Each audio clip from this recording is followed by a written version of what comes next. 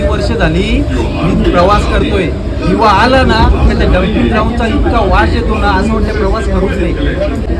हो, महाराष्ट्र नवनिर्माण सेना आणि आमदार राजूदादा पाटील यांच्या सहकार्याने दिव्यातले डम्पिंग ग्राउंड कधीच हटवलेत आणि आता दिवा आधीसारखा राहिला नाहीये.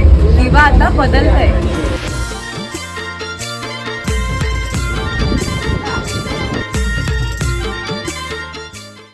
म्हणून सांगते काका, आपला राजूदादाच पुन्हा आमदार हवा.